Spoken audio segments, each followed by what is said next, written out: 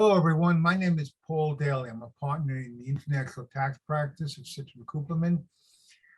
This is our International Taxes in 10 podcast series, and I'm so pleased to introduce my colleague, Josette, who's a partner in the international tax practice as well. Josette's going to talk about today expatriation, when one gives up their U.S. citizenship or their long-term residency or their green card. What are the tax implications? And we're seeing a little more of this in our practice. I more so in terms of people considering giving up their green cards. And Josette's going to be talking about that in more detail. Josette, if I could just start, because we look at the expatriation, I know we call it an exit tax, and that you see that in other various countries, but could you talk about what is the U.S. exit tax? Sure. So the IRS may assess an exit tax in your last year of citizenship or residency. And really, it's a means for the IRS to tax some of your assets that haven't been subject to taxation in previous years. So to give a few examples would be capital gains on real estate or potentially taxing funds in your retirement account. And it's really the last chance for the IRS to tax you prior to leaving the country.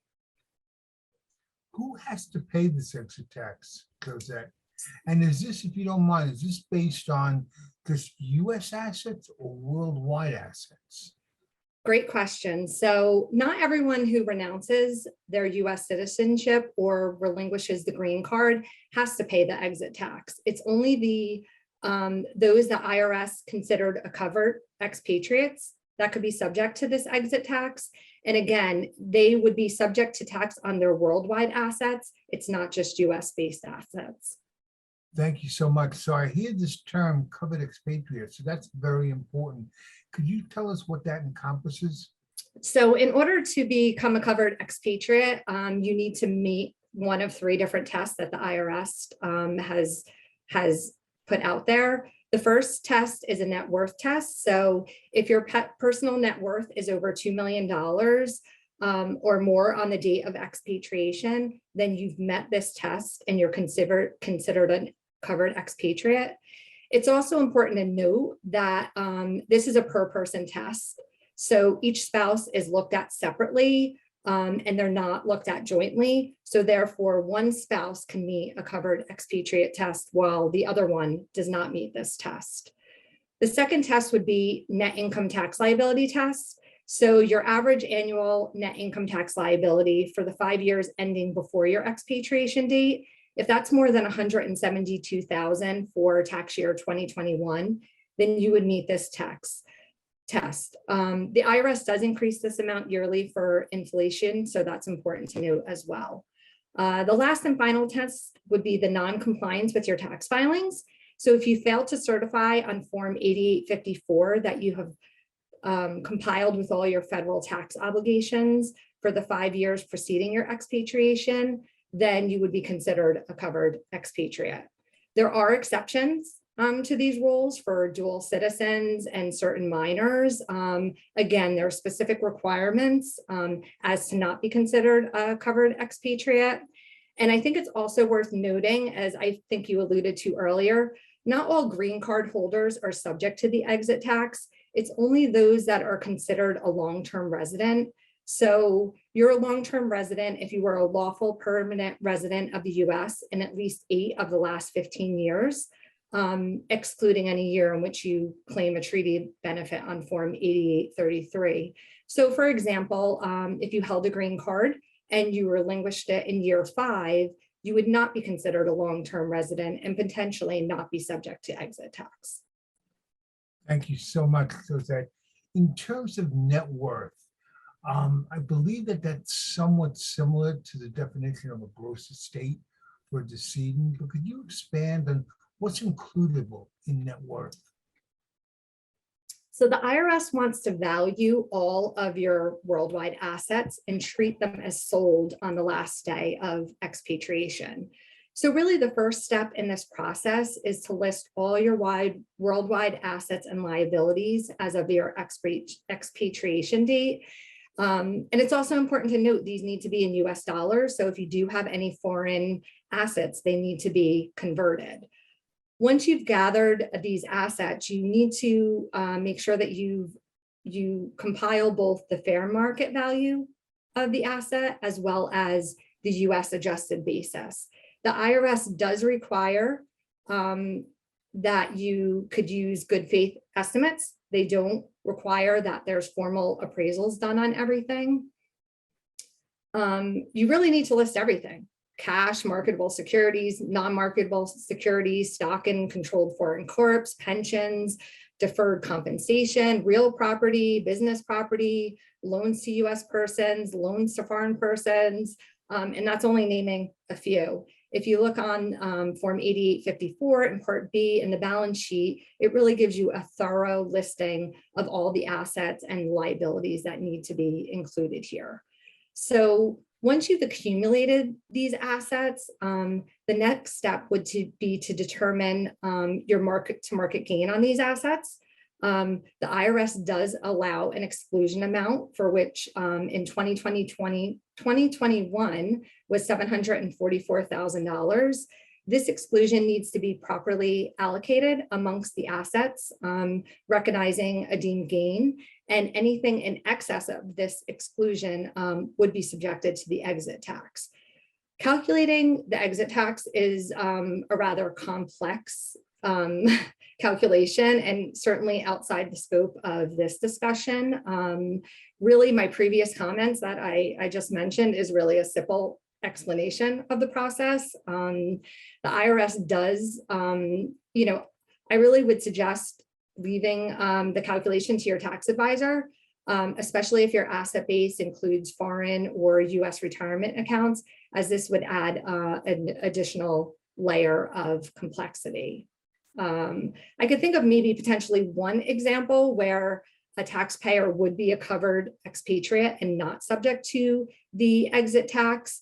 So although this scenario is probably unlikely in practice, let's say that a taxpayer has a net worth of $5 million, which is consisting purely of cash.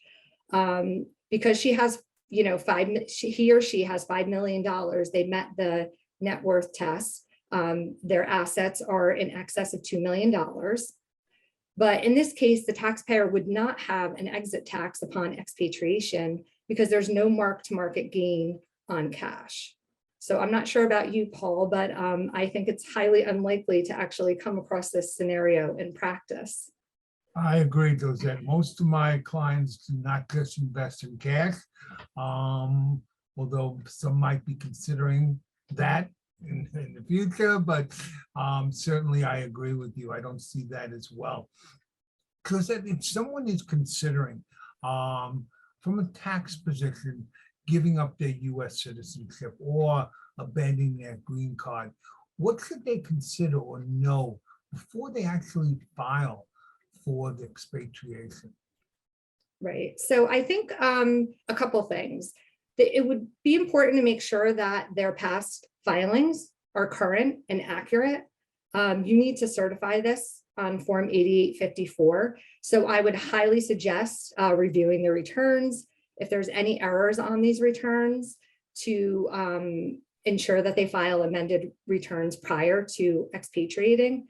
They certainly don't want to expose themselves to any legal matters as well.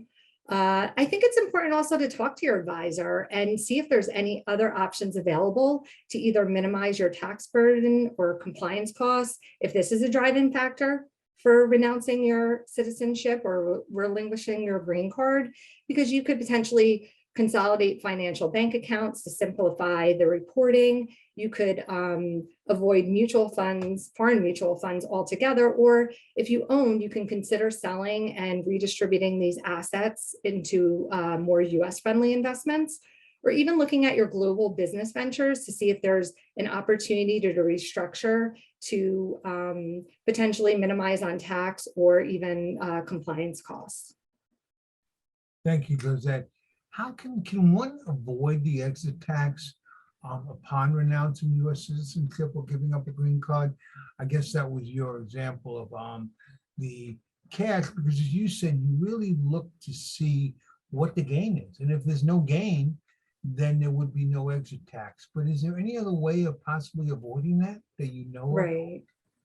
So I think there's not really a way to avoid the exit tax if you've already expatriated and you meet one of the tests previously and there's the deemed gains and they're over the exclusion amounts. But I think if you either want to avoid or potentially avoid the covered expatriate status, or not be subject or minimize the exit tax, you need to speak to your tax advisor prior to expatriating, because you can see if there's any pre-exit planning strategies that potentially could be implemented to either avoid the status or minimize the tax.